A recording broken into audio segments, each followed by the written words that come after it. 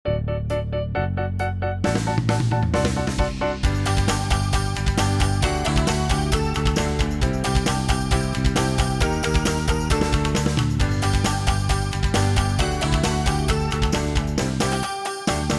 selamat malam semuanya. Thank you sudah bergabung di acara Sunday Ceria. Ini kali pertama nih, surprise banget. Acara kita biasanya mengangkat tema kesadaran dari berbagai modalitas. Tetapi untuk malam ini spesial buat Ci Shirley, kita akan mengangkat sesuatu yang walaupun ada sih sedikit apa ya campuran kesadarannya, tapi kita akan mengangkat lebih ke arah tema finansial. Yes. Dan ini Iya. lahir dari sebuah kelas sebenarnya, yaitu kelas prokrastinasi atau menunda-nunda. Jadi, Ci Shirley teman saya ini sudah sangat pakar di bidangnya, tapi untuk membuat sebuah acara, mengemas sebuah acara atau mengemas sebuah kelas ini kayaknya perlu didorong nih. Iya, akhirnya terciptalah Zoom ini dan nanti akan berkelanjutan dengan kelas-kelas yang akan disiapkan. Ci Sherly, thank you so much. Terima kasih sudah mau sharing dan saya kemarin sempat ngobrol sebentar dengan Ci Sherly dan ternyata sepenting itu ya untuk apa? Untuk merencanakan warisan kepada anak itu ternyata penting sekali. Oke, sebelum kita mulai, Ci Sherly, please perkenalkan diri terlebih dahulu. Silahkan. Ya, suara saya dengar ya Kak Siska? Jelas banget. Oke. Ya, selamat malam teman-teman semua. Salam kenal ya. Bagi yang belum kenal, nama saya Sherlima. Saya nggak tahu ada saudara nggak ya sama Jack Ma. Cuman nama marganya kok sama gitu. Semoga keuangannya juga sama ya Kak Siska ya. Ya. Iya. Latar belakang saya memang saya bergerak di ini ya, mendalami literasi keuangan gitu dan juga tentang kesadaran. Nah, tadi itu sebenarnya eh, semuanya itu ada kesadaran tapi di bidangnya masing-masing ya, Kak Sis kayak kayak berkeluarga. Nah, kalau saya ini kesadarannya di bidang keuangan gitu. Karena saya punya background sebenarnya punya masalah sih awalnya itu Kak Siska. Awalnya punya masalah di dalam keluarga saya gitu ya. Nah, jadi saya juga menekuni di bisnis asuransi ya, tapi saya nggak mau cuman berhenti di bisnis asuransi, cuman di balik itu saya gali itu apa sih sebenarnya perannya gitu ya.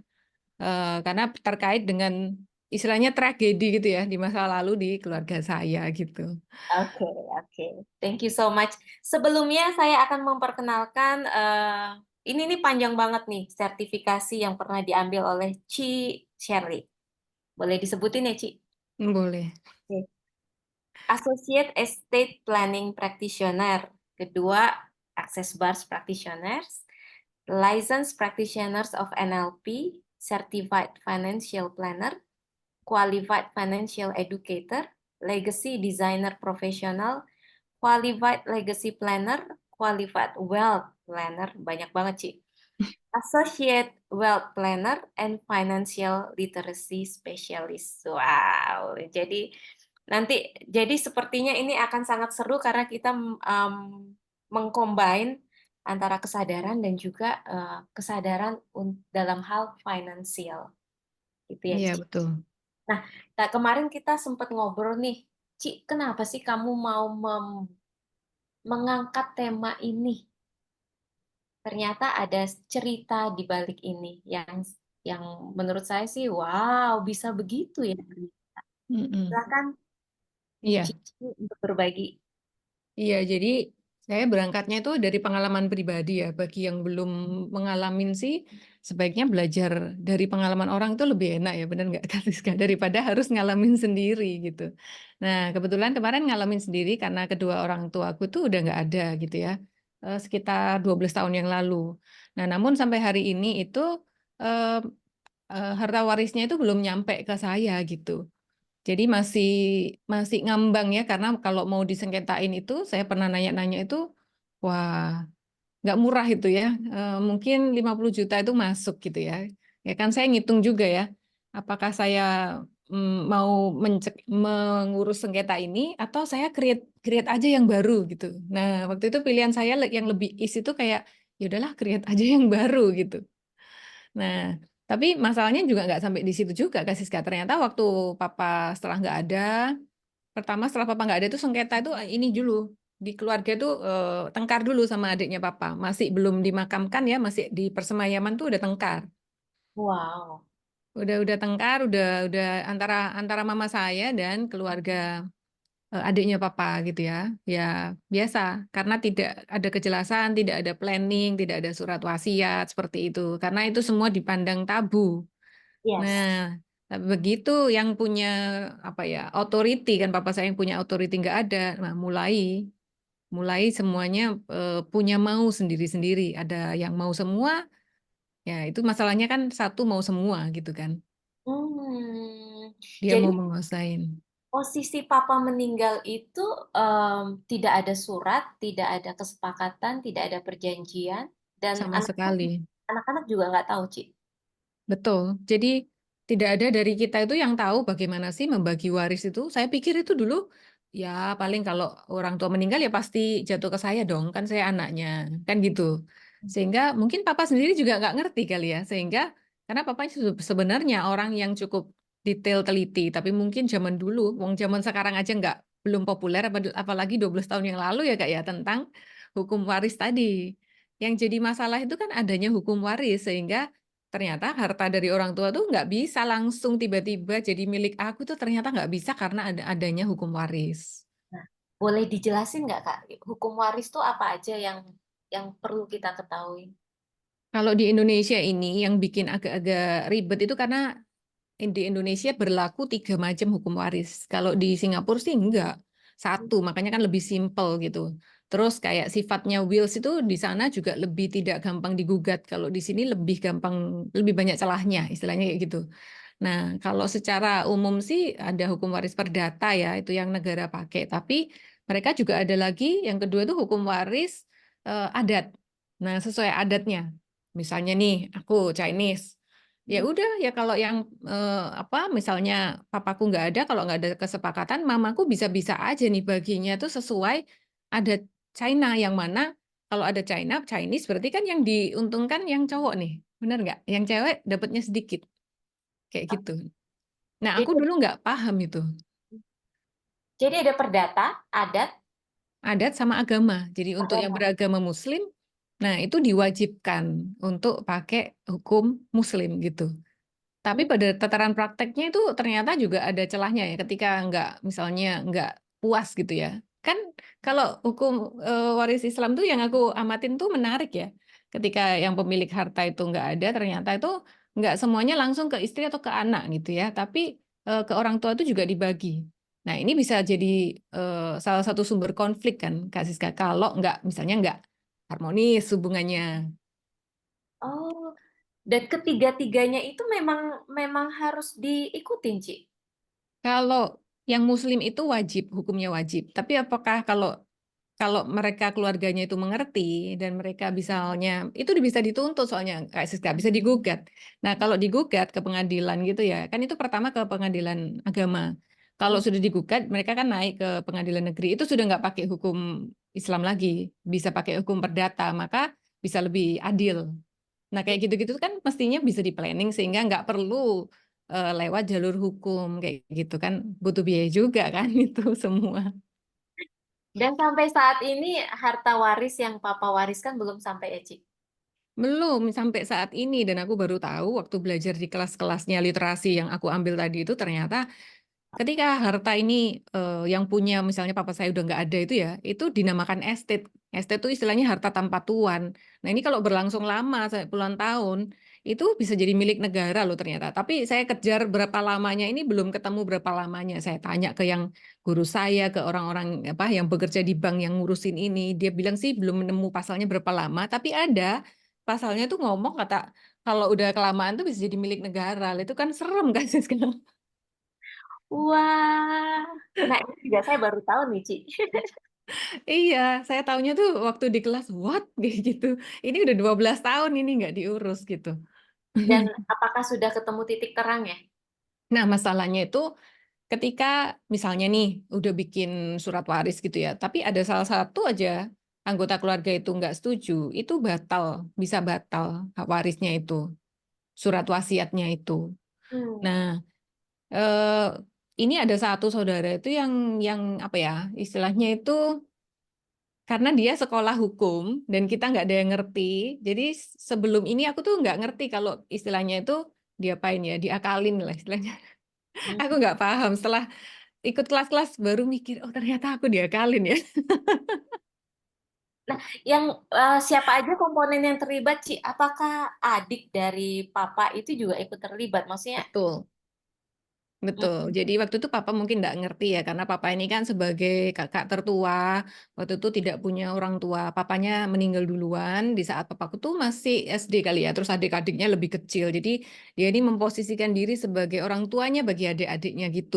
Jadi dia yang beliin tanah adiknya yang paling kecil, terus tanahnya papa, rumah rumah tempat tinggalnya papa itu dinamain berdua, papa sama adiknya. Dan itulah yang salah satu jadi sumber konflik di situ. Karena sekarang sudah nggak akur lagi sejak papa meninggal itu. Nah, wow. saudara saya ada satu yang tidak setuju untuk membagi dengan saudaranya papa karena dianggap ada sikap-sikap yang selama ini tidak adil sehingga tidak mau dibagi. Nah, itu yang sampai sekarang belum ada titik temunya, Kak Siska. Jadi sekarang posisinya ya masih masih terombang-ambing, belum jelas untuk. Betul, sebenarnya kalau kakak apa saudara saya itu mau ambil rumah itu kan bisa pakai apa ya dikasih inilah susu apa kasih uang cash Heeh.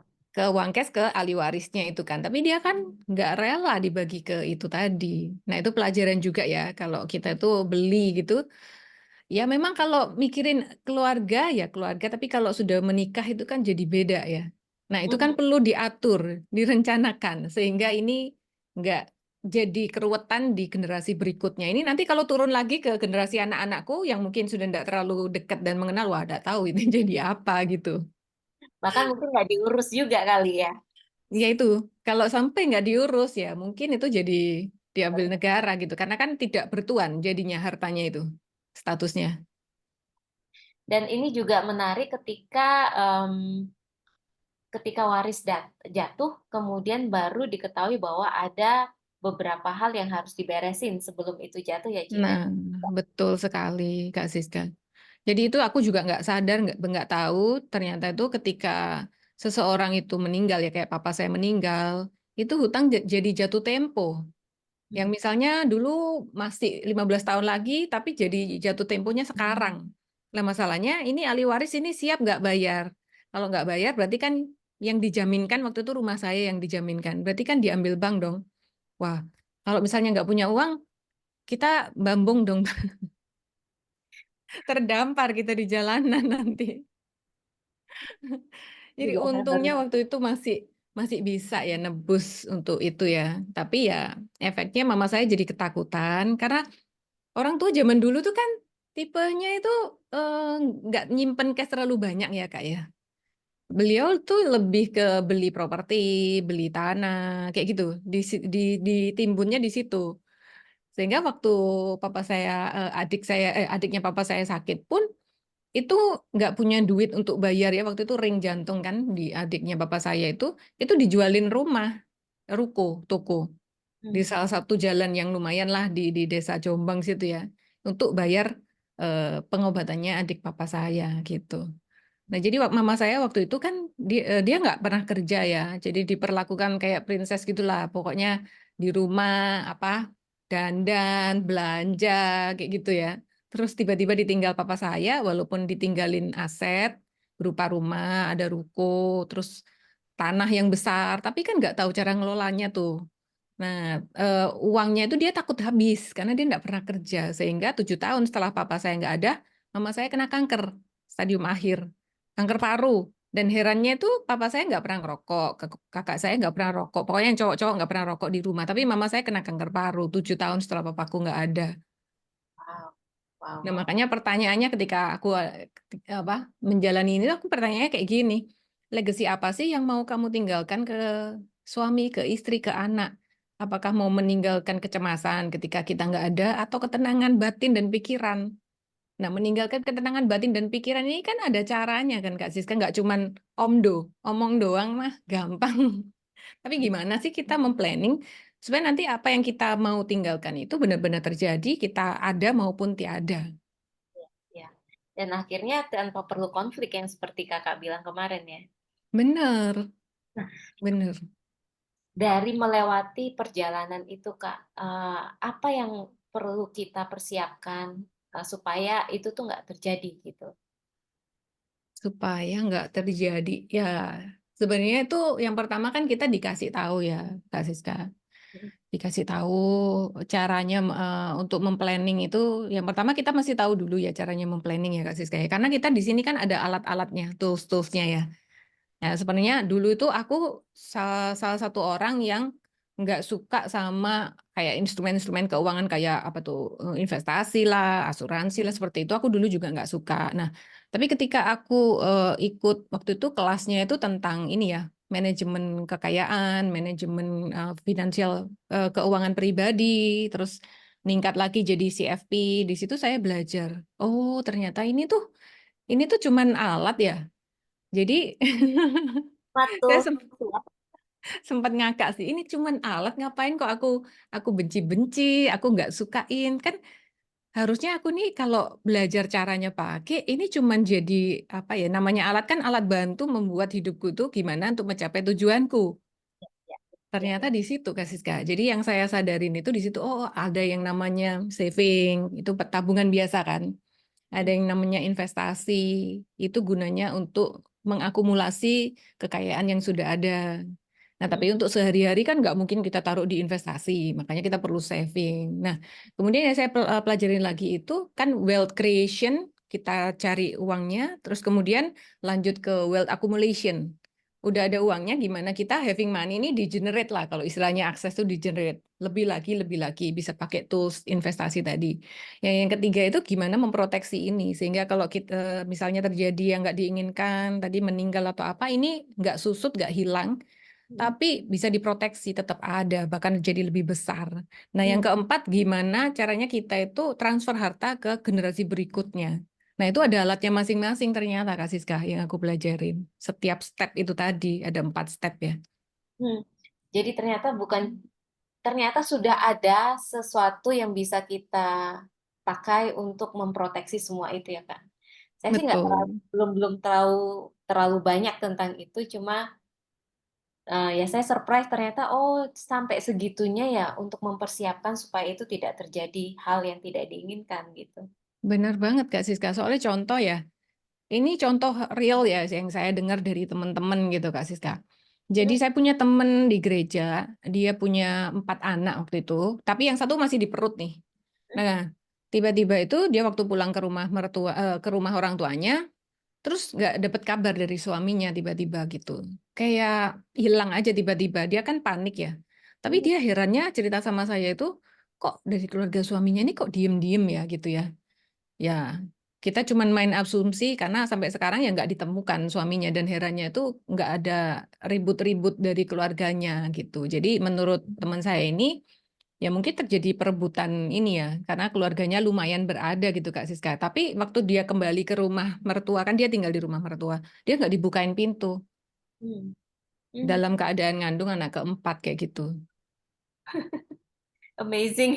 Amazing. Jadi dia tidak apa ya, ya itu tadi kalau tidak di planning itu, makanya di kelas CFP juga diajarin bagaimana kita kalau mau menjaga misalnya keluarga kita, baik kita ada maupun tidak, maka ya sedari awal itu kita sudah planning gimana seandainya kalau kita pergi duluan eh, dan diajarin pakainya kayak seperti adik saya dan saya itu sudah mulai planning kayak adik saya kan cowok ya, cowok dia ngomong ke istri kalau misalnya aku nggak ada nanti uang sehari-hari dari sini misalnya gitu, jadi udah nggak usah kerja lagi, dia udah planning uang sehari-hari ini asetnya dari sini nanti gini kamu yang harus dilakukan nanti begini begini begini udah disiapin gitu.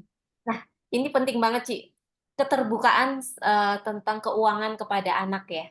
Bener bener. Kemarin juga Cici pernah cerita apabila misalnya meninggal tiba-tiba kemudian tidak tahu bahwa ayahnya sudah mempersiapkan ya itu udah gone aja. Oh ya, hutang jatuh tempo dan rekening yang berhubungan dengan bank di freeze soalnya Kak Siska, di freeze. Terus kalau kita misalnya jadi orang tua nih nggak ngomong ke misalnya aku nih jadi istri atau kebalikan ya suami punya simpanan saving-saving di mana atau investasi di mana atau asuransi di mana terus nggak dikasih tahu keluarga. Itu Hmm. nggak tiba-tiba serta-merta terus ini loh kamu punya uang di sini itu nggak ternyata. Nah, itu setiap bank dan ini ada kebijakannya sendiri. Tapi sama mereka juga nggak nyari-nyari nasabahnya. Siapa ya yang udah meninggal ya? Aku transferin dong ke rekeningnya itu nggak ternyata. Makanya penting untuk keterbukaan, at least kasih tahu di sini karena ada tahapannya ya. Jadi tahapan pertama tuh pencarian dulu, dicari ada di mana, ini hartanya ini, uangnya ini gitu. Kemudian baru pencairan dan pembagian tahapannya. Nah, jadi Nah, ke anak itu juga ya penting Kak Siska. Kayak hmm. ceritanya papa saya itu ya. Jadi papa saya waktu zaman nggak enak ya, zaman dulu papa tuh beli asuransi jiwa di Bumi apa tuh Bumi Putra itu ya, nyebut nyebut merek ini jadinya. Bumi Putra yang dikenal apa namanya banyak sengketa. Tapi waktu itu untungnya papa tuh cuman ngomong gini sama adik saya tuh, dia paling inget nih. Ini surat wasiat ya, terus disimpan di lemari. Terus waktu papa nggak ada, kan pada panik ya, pada panik, pada tengkarnya itu wah nggak berseri-seri waktu itu. Adik saya itu terus nyeletuk, mah papa tuh dulu dulu pernah bilang ini harta apa harta harta karun atau wasiat lah kayak gitu. Itu disimpan di lemari itu. Terus beneran dibuka sama mama saya, ternyata itu asuransi jiwa Kak Siska. Dan dari itulah papa saya bisa mama saya bisa nyekolahin adik saya yang paling kecil karena waktu itu masih SMA. Masih Hmm. SMA terus dan ternyata adik saya ini pinter summa cum laude. Luas. Teknik kimia summa cum laude dan dia beasiswa. Ya untungnya bisa sekolah karena uang dari eh, papa itu. Wow. Untung tahu kalau enggak ya ya hilang. Oke, teman-teman, kalau ada pertanyaan buat Kak Shirley, please bisa buka kayak apa mic-nya atau bisa tulis di chat. Iya. Jadi ini menarik banget. Aku juga baru tahu, Ci, tentang hukum waris itu. Dan ternyata ada banyak hal yang tadi yang harus dipersiapkan itu. Nah, apalagi, Ci, yang perlu kita tahu tentang hukum waris? Em, yang penting itu sih ini sih Kak Siska. Aku juga belajar dari ini ya apa namanya. Kebanyakan dari kita itu masih berkutat di tidak lebih ke ignorance gitu ya. Karena ya dipikir kalau kita ngomong ini tuh kitanya mau jualan kan gitu ya. Benar nggak Kak Siska? Nah, cuman perlu disadarin ketika aku tuh kemarin dengar tentang kisahnya keluarga-keluarga Rockefeller gitu.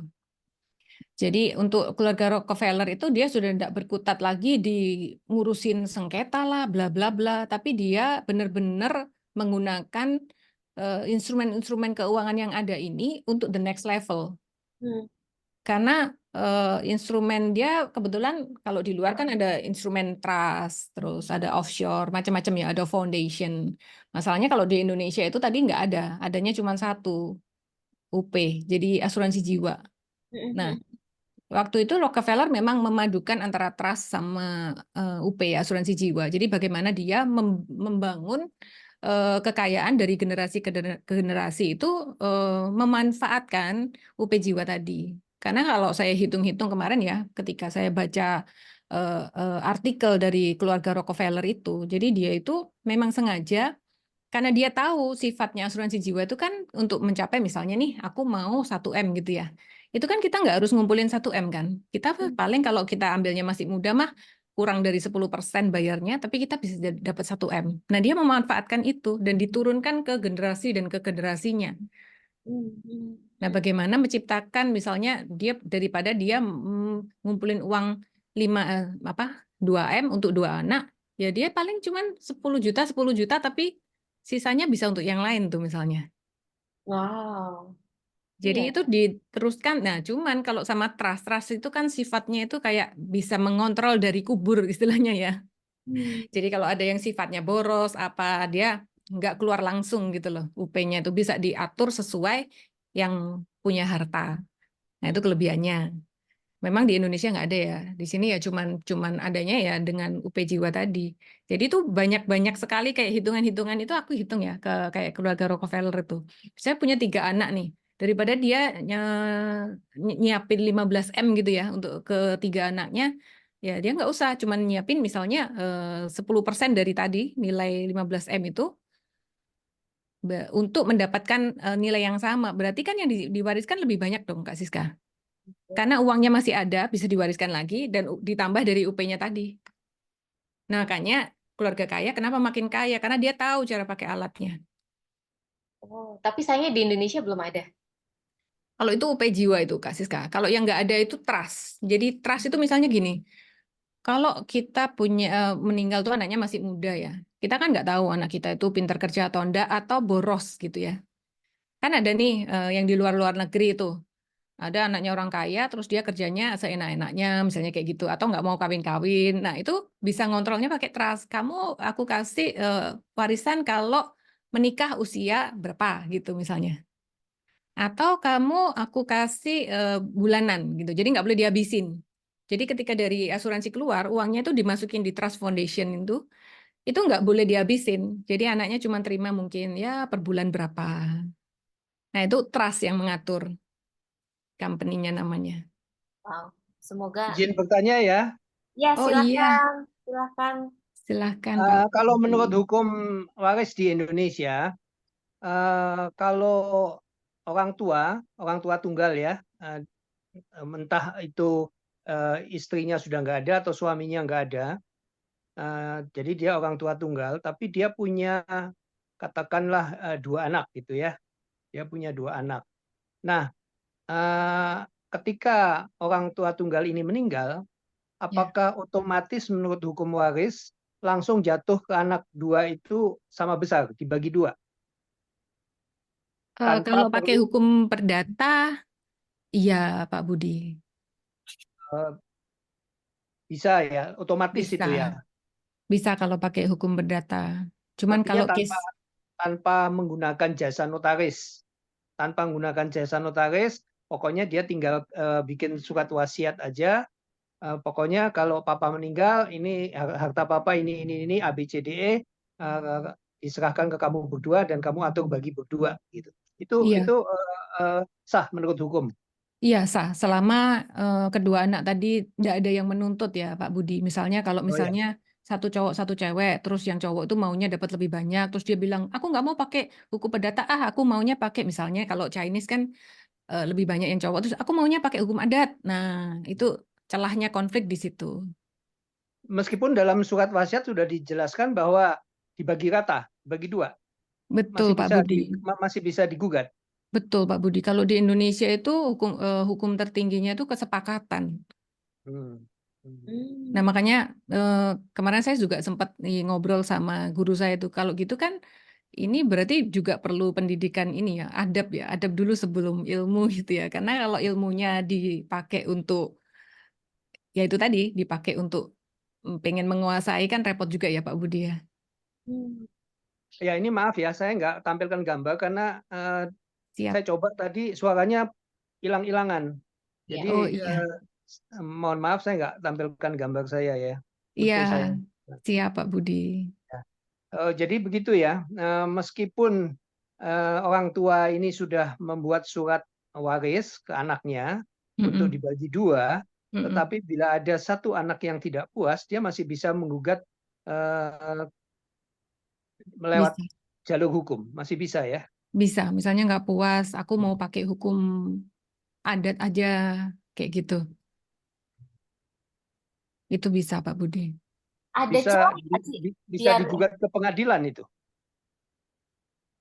Bisa sih Pak Budi, tapi ya perlu di ini juga sih Pak Budi yang jadi pertimbangannya nanti mungkin diberi kayak apa ya pengertian bahwa daripada hartanya untuk menggugat itu lumayan Iya. loh Pak Budi untuk bayar lawyernya. Kemudian kan Hmm. kita pasti ini ada uang yang tidak terduga yang tidak terhitung waktu itu yang saya keberatan itu karena uang pelicinnya itu loh, itu nggak tahu berapa loh.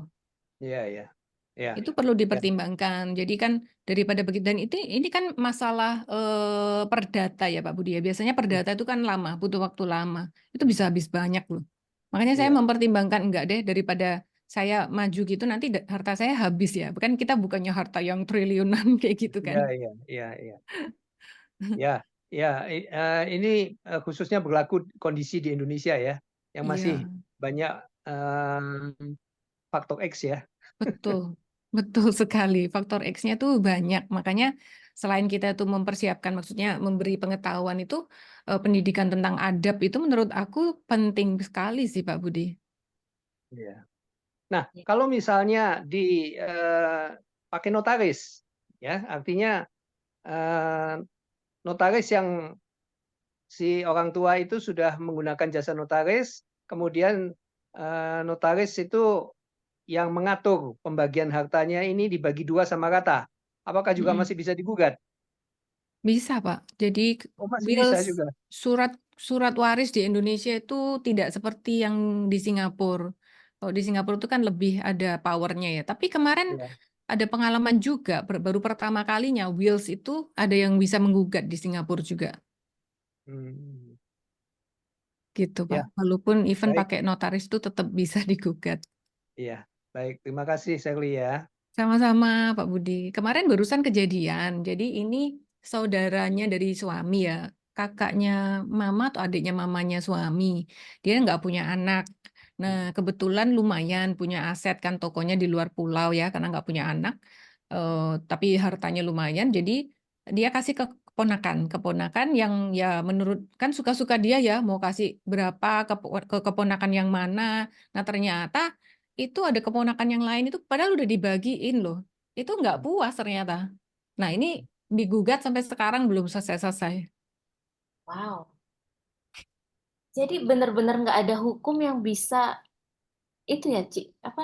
Kalau secara hukum itu nggak bisa, Kak Siska. Karena selalu ada celah. Karena kan kita pakai tiga tadi loh. Tiga hukum hukum itu tadi ini aja udah kasih celah yang banyak banget ini.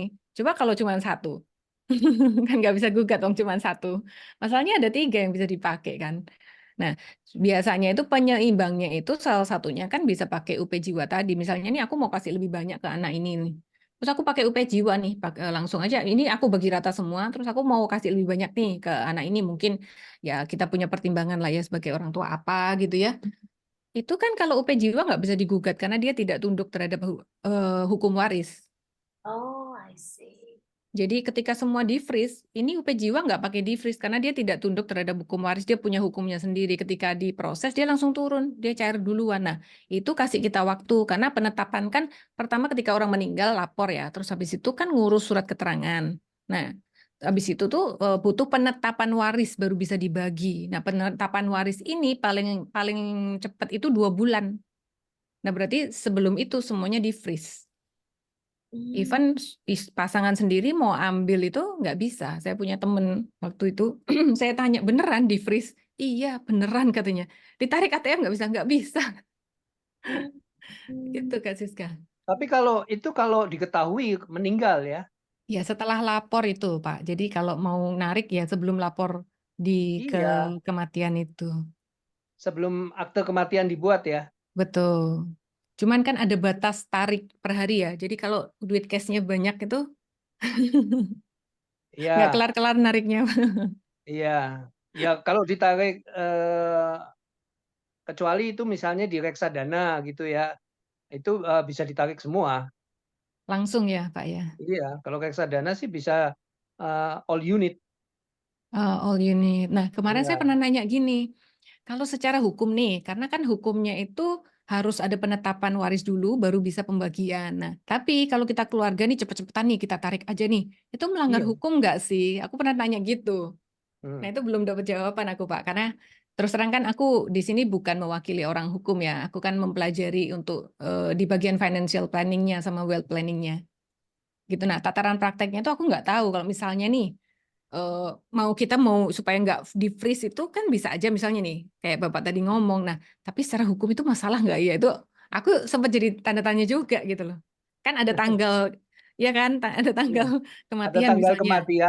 Terus Ada kita tanggal nariknya, kematian dan pengambilannya sesudah tanggal kematian. nah itu loh. Ntar Nah, masalah itu nggak ya aku? tapi siapa yang akan menggugat? Siapa yang akan menggugat? Apakah pihak bank? Apakah pihak apa sekuritasnya? Kan Sekuritasnya nggak. karena aturan tiap bank itu juga berbeda-beda kan Pak ya. mereka punya kebijakannya sendiri-sendiri. Mungkin ada yang cincai gitu ya, nggak apa-apa. Ya semoga yang begitu ya, karena Ya. gitu tiap sekuritas juga ada aturannya Ya, jadi sendiri-sendiri. seandainya sebelum akte kematian semua itu udah ditarik duluan karena sudah diberitahu ke anak-anaknya ini kalau orang tua meninggal caranya narik gini gitu. Sudah dikasih tahu. Jadi semua harta dia itu sudah bisa ditarik sebelum akte kematian diproses. Dibuat, Nah, kalau kayak diproses. gitu siapa yang menggugat? Pihak Kalau mana yang mungkin menggugat? Orang mungkin kalau nggak ada yang laporin ya nggak masalah ya Pak Budi ya. iya, Biasanya kan dari segi ada yang ngelaporin nggak puas, mungkin merasa nggak adil, cari-cari perkara gitu sih oh, iya, biasanya. iya sih. Tapi kalau pihak sekuritasnya ataupun banknya rasanya sih masa ngurusin sampai ke situnya gitu? Kayaknya itu tergantung ya Pak Budi ya, karena ada satu temen itu yang suaminya meninggal, itu rekeningnya masih bisa dipakai, tapi teman teman saya yang satunya nggak bisa, benar-benar nggak bisa ditarik. Karena itu dia pakai dua nama. Kayak yang bisa ditarik itu dia pakai dua nama. Waktu itu yang bisa ditarik itu namanya suaminya aja loh Pak, karena kan itu langganan aku juga pesen catering ya itu temenku Hmm, itu, jadi biasa aku transfer ke nama rekening suaminya itu. hmm. Nah, cuman terakhir waktu sudah meninggal tuh masih dipakai Pak namanya. Kan saya heran, saya tanya loh, kok masih bisa dipakai? Setahu saya kan di freeze gitu. Dia bilang, iya aku punya kenalan tuh katanya nggak apa-apa lah dipakai aja gitu Pak.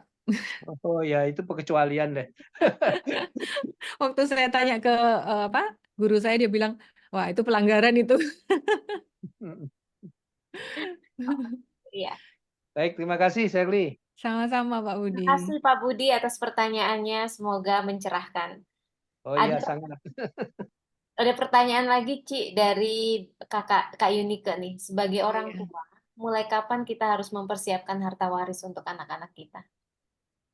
Kalau menurut saya sih dari ya sedini mungkin ya sebenarnya ya untuk karena kita nyiapin harta waris ini kan ada banyak sih mestinya fungsinya kan ada banyak. Kita tujuannya nyiapin harta waris ini untuk apa sebenarnya? Mau untuk fungsinya itu banyak sih Mbak Siska. Mau untuk ini kah misalnya yang pertama itu kalau mau level yang lebih ini tuh kan kita supaya anak kita nggak mulai dari nol gitu. Saya baca-baca artikel itu kenapa generasi apa tuh kaya itu diciptakan lebih cepat itu dengan dari memberikan harta waris. Karena kalau mau dari nol kan butuh waktu ya untuk mencapai misalnya punya aset bersih 1 M. Aset bersih itu kan harta dikurangin hutang ya. Nah, untuk mencapai aset segitu tuh kan nggak gampang ya, Kak Siska. Kecuali kita dikasih nih. Nah, itu akan lebih cepat lah. Apakah kita mau anak kita startnya itu dari situ atau enggak? Ya udahlah, biarin aja lu mulailah dari nol kayak gitu. Makanya kita bikin harta waris ini juga mesti mikir, aku tujuannya apa ya mau kasih waris ke anakku. Nah, terus yang kedua, aku waktu itu challenge-ku waktu itu tuh kan papa pajaknya belum, kalau zaman dulu kan memang pajak itu ya kalau bisa nggak dilaporin kan gitu, diumpetin. Nah, Betul. ternyata itu yang kena aku sama keluargaku kan saudaraku berempat tuh yang kena. Ternyata petugas pajak itu cerdik-cerdik. Mereka tuh ada aja jalannya. Jadi pura-pura jadi customer, pura-pura mau tanya. Kan kakakku bikin perumahan ya di Jombang itu. Dia pura-pura tanya kayak jadi customer. Ternyata tuh orang pajak loh. Dan dari Wow. situlah ketahuan Kak Siska bahwa orang tuaku tuh nggak bayar pajak. Dikenakan denda waktu itu. Wow. Nah, itu pajaknya aku dengar kan gede sekali ya. Mungkin sampai 50% ada yang bilang seperti itu. Tapi waktu itu untungnya waktu itu ada pemutihan. Hmm. Nah, jadi terselamatkanlah dengan pemutihan itu. Wow. Nah, jadi dari situ aku belajar. Nah, dengan alat-alat instrumen keuangan ini, aku tuh misalnya kalau punya rumah aja ya, rumah tinggal, setidaknya itu aku harus ninggalin BPATB-nya, biaya balik namanya, sekitar 5%. Oke, oke. Nah, itu juga bisa jadi warisan juga kan. Nah, itu gampang itu pakai UP Jiwa aja, malah bisa hemat lagi. Misalnya nih, kayak aku tuh 600 juta. Kalau aku bikin UP 600 juta, kan aku paling bayar 10%-nya 60 juta. Hemat kan daripada suruh anakku bayar 600 juta atau aku ngumpulin 600 juta. Buat Oh. apa? Kan ada instrumennya yang bisa bayar 10% aja. Siapin. Jadi ketika punya rumah, tinggal dihitung harga rumahnya berapa, kemudian siapin satu UP Jiwa khusus untuk bayar BPATB tadi. Karena memang harus balik nama baru bisa dimiliki ya. Betul, Kak Siska. Kayak ini kan masih hartaku tuh masih atas nama mama. Iya, iya, papa dan mama. Belum balik nama ke aku karena aku harus bayar 600 juta tadi. Hmm. Hmm. Hmm. Dan itu Gitu. bisa diakalin dengan membeli apa UP Jiwa UP 10%. Jiwa tadi. Heeh. Nah, terus kemudian yang itu next level tadi. Kita mau kayak misalnya kalau papa saya tuh udah tahu mama saya nggak bisa kerja. Nah, berarti kalau dia udah mengenal planning gitu ya, kan dia memikirkan bagaimana aset, punya satu aset yang ketika papaku tuh misalnya nggak ada, cair gitu ya, tinggal taruh di deposito atau di obligasi, tiap bulan mamaku cuma makan bunga, misalnya berapa, 10 juta, 20 juta bunganya. Ya udah dari situ aja.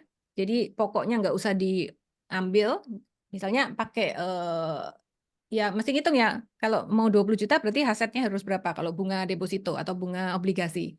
Itu ditaruh di UP Jiwa. Kemudian begitu cair, masukin ke deposito atau ke obligasi. Setiap bulan keluarga kita makannya dari situ. Beres. Nah, ya, Nah, aset bisa diciptain macam-macam. Nggak cuma dari UP Jiwa, tapi yang paling murah yang saya pelajarin selama ini itu memang dari UP Jiwa karena kita bayar ya paling 10% tergantung usia ya. Makanya semakin muda tadi kita planning, semakin murah. ya. Karena kalau dari rumah, ya pengalaman aku mau jual rumah 12 tahun ini kagak laku-laku. Memang sih naik, tapi nggak laku-laku. Itu masalahnya di likuiditas. Kita perlu aware, perlu sadar itu likuiditas penting buat untuk harta waris itu tadi. Karena aku ngalamin, aku juga nggak mau pindah di Jombang, karena aku maunya dijual supaya liquid. Ternyata Supaya, gampang itu. iya. Yang kedua, nggak susut. Kalau aku harus bayar 600 juta, susut dong Iya. hartanya. Yang ketiga, kalau liquid itu lebih mudah dibagi, lebih bisa adil. Kalau bagi rumah gimana coba? Masa rumahnya dipotong-potong kan susah. Terus kalau misalnya kita punya rumah, misalnya memang punya 4 rumah nih, misalnya papaku, tapi lokasinya berbeda tuh bisa iri-irian loh. Bener nggak? Betul. Nah, Paham. kayak gitu sih. Nah, itu Wah, perlu perlu di personalize ya. Jadi kalau mau merencanakan mesti di personalize, di apa? Sesuai dengan kondisinya masing-masing. ya, ya, ya. Wow. Ini sangat membukakan mata ini bagi bapak-bapak dan ibu-ibu yang mungkin sudah maksudnya berpikir jauh ke depan ya untuk anak-anaknya. Betul. Iya.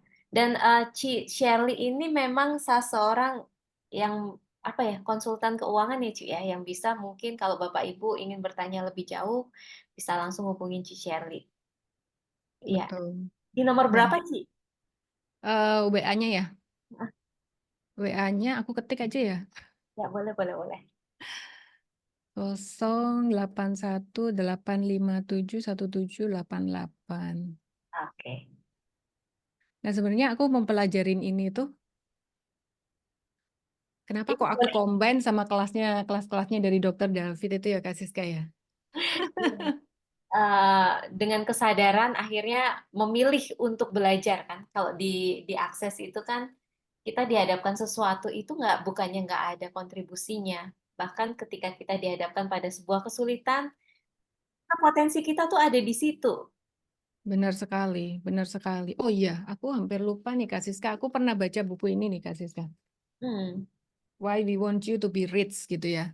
Karena kalau kita ngomong planning, planning apa tuh? Planning tentang kekayaan itu nggak bisa lepas dari planning personal finance kita dulu. Kalau kita dari mengelola keuangannya nggak beres, nanti sampai terakhir-terakhirnya juga nggak beres juga gitu.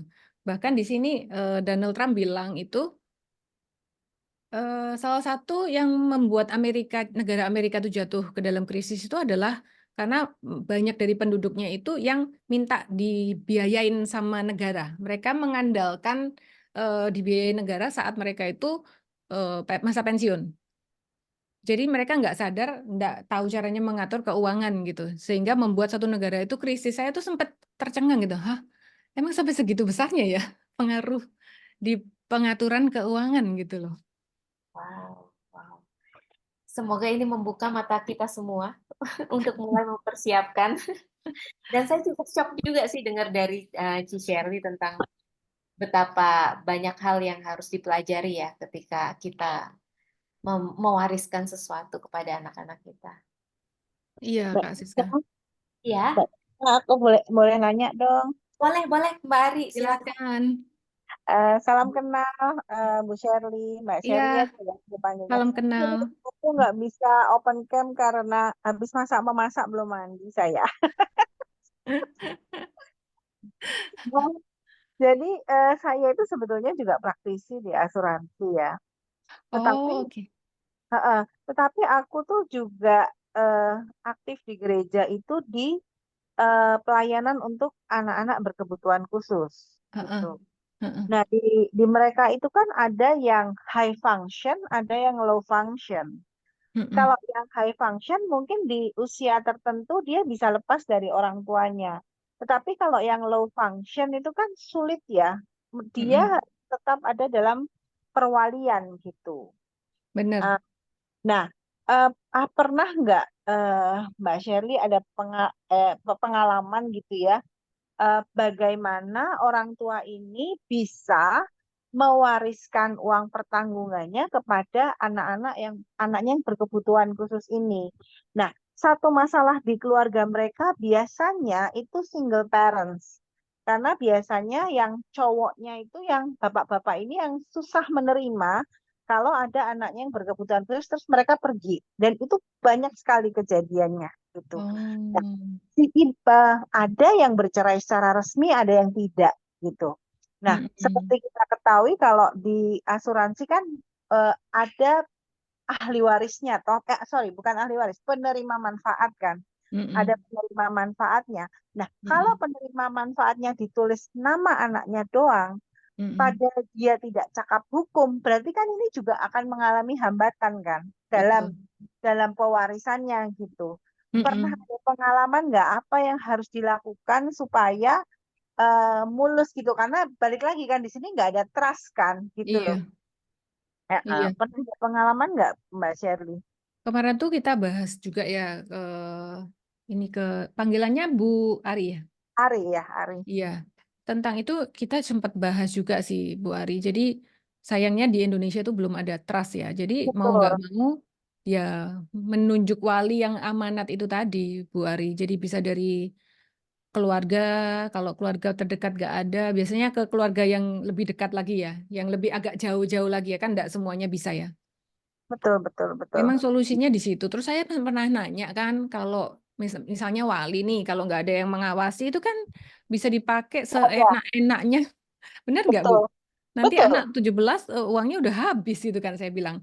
Nah, di kelas itu Bahkan mm-mm, ada kejadian juga seperti ini. Jadi si orang tua ini membuat uang pertanggungan diserahkan kepada yayasan yang mengurusi anaknya. Uangnya wah, diterima yayasannya. Kan kadang-kadang kalau low function kan dititipin di panti lah, apalah, apalah gitu ya yayasan-yayasan itu. Nah, mm-mm. uangnya dipakai yayasan tapi anaknya kagak diurus gitu. Itu juga terjadi seperti itu gitu. Jadi Kemarin menurut, itu Hah? pengendaliannya memang nggak ketat sih, Bu Ari. Jadi memang wali ini wajib lapor. Wajib lapor, Hmm. tapi dalam tataran prakteknya juga nggak yang lapor yang sampai detail kayak apa juga enggak, Bu Ari. Tapi mereka wajib lapor gitu ya. Prosedurnya itu seperti itu.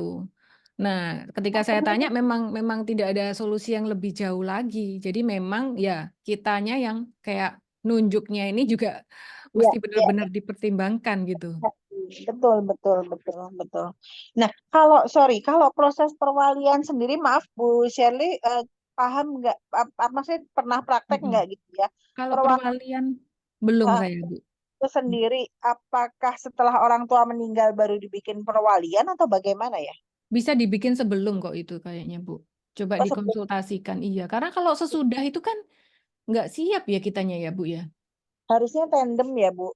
Nah, menurut aku sih Iya. tandem ya. Jadi Itu orang tuanya, wali itu karena kalau kita udah tunjuk itu dianya nggak bisa nolak soalnya, Bu. Kalau kita udah menunjuk seorang wali itu dia nggak bisa nolak katanya secara hukumnya.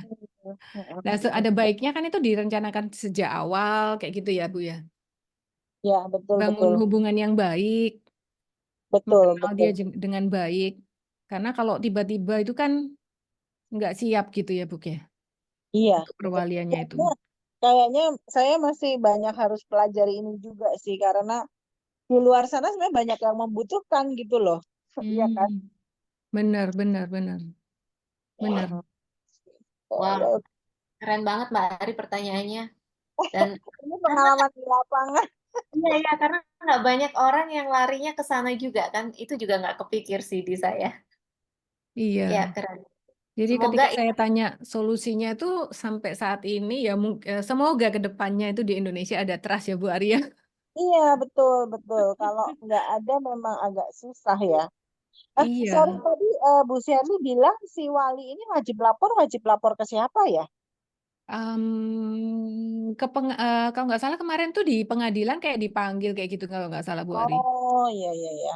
Jadi ketika diputuskan di pengadilan kan itu walinya itu, nah itu kayak ada panggilan terjadwalnya gitu loh Bu Ari. Tapi ya Iya, iya, iya. nggak mungkin kan dia mau yang kayak gimana kerjanya ini buat apa Bu? Ya nggak mungkin lah. Kalau misalnya dia ada niat untuk bohongin ya Bisa aja. bisa aja, Betul, betul. bisa aja. Oke. Kuncinya ya di wali yang Ya, ini ya. tadi, betul. Iya. Mm-mm. Oke, terima kasih. Iya, makasih Mbak sama-sama Ari, Bu pertanyaannya Ari. keren banget. So, Rencananya sih sebetulnya kami mau bikin kayak seminar untuk khusus perwalian. Nanti kalau ada titik terang mungkin saya bisa ngobrol juga nanti sama Mbak Siska sama Oh, Bu Shirley. siap-siap. Mbak Ari, monggo. Iya, thank you. Sama-sama Bu Ari. Thank you pertanyaannya. Iya, itu keren banget. Ya, karena saya tahu Mbak Ari juga bergerak di sering banget apa ya mengadakan acara dengan anak-anak berkebutuhan khusus di Tangerang ya Mbak Ari. Ya? Oh, Hmm. Aku di gereja Blok B sih Oh, di Kebayoran. deket Barito dong. Iya, di Barito. Aktifnya memang di Barito Mbak Siska aku. Oh, I I see. Karena see. dulu tinggal di sana kan. Oke, oke, oke. Iya, iya, iya. Nah, semoga apa yang diperlukan supaya apa ya eh, fa- apa semuanya bisa mengakomodasi bahkan untuk anak-anak berkebutuhan khusus itu. Semoga sih trust segera muncul di Indonesia nih. Iya Kak Siska.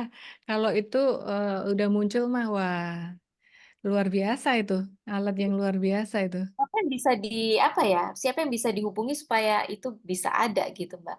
Ci Sherly. Karena untuk menjalankan perusahaan trust sendiri itu kan butuh integritas ya Kak Siska. Karena begitu yang pemilik harta nggak ada itu benar-benar yang pegang kendali itu trustnya loh. Lah apakah negara kita ini siap ya? Nanti dilarikan Waduh, kemana uangnya? Hukumnya waduh. dulu, hukumnya itu kuat atau enggak? Karena kalau di luar negeri itu hukumnya kuat sekali trust itu. Hmm, Udah hmm. nggak bisa diganggu gugat. Nah di sini kalau ada perusahaan trust terus hukumnya gimana? Ntar ruwet lagi. Jangan berkesimpulan. Oh iya nggak boleh ya. Trustnya yang is joy and glory ya Kak Siska ya. Oke, nggak kerasa udah 1 jam. Thank you so much, Kak Sherly. Kak Sherly, apa saja sih yang bisa dikonsultasikan dengan Kak Sherly? Jadi mungkin Em, ada teman-teman di sini yang suatu saat, aku kok butuh ini, keingetnya sama Ci Sherly. Ya, saya kebetulan fokusnya di wealth planning. Cuman wealth planning ini tadi perlu didasari personal finance dulu gitu. Kita pengelolaannya gimana? Kan kita berangkat misalnya ada yang udah nggak ada utang, tapi ada yang berangkatnya udah ada utang gitu kan. Ya itu diberesin dulu, baru kita bergerak lagi lebih tinggi lagi ke merencanakan kekayaan gitu tadi. Nah, cuman saya sendiri waktu pertama kali belajar itu kan dari habit yang habitnya tuh nggak disisihin dulu tapi disisain gitu ya. Ya kalau disisain mah nggak ada sisanya gitu. Jadi ketika mau apply habit baru waktu itu saya sadari kenapa ya kok ada jarak antara apa yang aku ketahui sama yang aku lakukan gitu. Nah, ternyata itu aku temukan jawabannya tuh dari di kelas-kelasnya Dr. David kemarin ya. Itu salah satunya kan untuk menerapkan habit baru. Aku tuh selalu nunda gitu ya. Ya. Baliknya ke habit lama terus gitu. Nah, terbantu sekali sama kelasnya Dr. David kemarin yang procrastination. Jadi kelas tentang penundaan. Nah, itu powerful banget sih. Makanya juga terlahir acara ini juga karena dari kelas Dr. David itu. Iya, dan terakhir ini knowledge and action. Nah, Ya, kemarin si Shirley sudah mempunyai knowledge yang begitu banyak dan sekarang action. Berarti procrastination-nya sudah dipatahkan.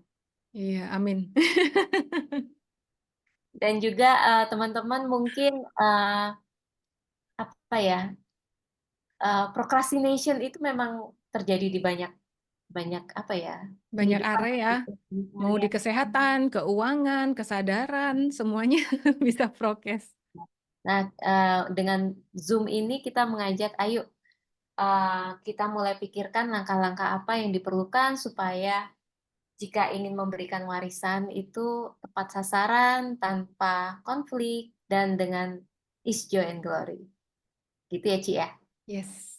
Yes, oke. Thank you, Ada Kak lagi nggak, Ci? Siska. Ada lagi nggak, Ci? Selain wealth planner? Aku sih lebih ke perencanaan finansialnya. Kemudian kalau aku sih memang agen asuransi ya. Jadi kalau misalnya teman-teman butuh yang lain-lain itu saya nggak jual tentang investasi itu memang nggak jual, cuman advice aja. Nah, cuman saya kebetulan saya agen asuransi dan fokus saya di yang berhubungan dengan perencanaan waris tadi dengan toolsnya UP Jiwa tadi. Oh, keren, keren. Wow. Ya. Gitu sih Kak Siska. Oke, terima kasih. Jika tidak ada lagi pertanyaan, kita tutup sampai sini. Terima kasih Ci Sherry yang bersedia membagi ilmunya yang sangat berguna. Dan juga teman-teman, ini acara terselenggara oleh Hidup Ceria. Jadi ini pertama kali kita mengadakan acara di luar acara modalitas kesadaran. Weh, keren Ci. Ya, kok pengen tahu lebih dalam mengenai Hidup Ceria, bisa kunjungi www.hidupceria.com. Oke, thank you semuanya. Thank you Sampai ketemu semuanya. di Sunday Ceria berikutnya. Bye. Thank you. Terima kasih, Thank selamat you. malam. Thank you Pak Budi, thank you Mbak Ari, thank you Kak Yunike, thank you Pak Hijau. Terima kasih. Bye-bye. Cindy. Bye.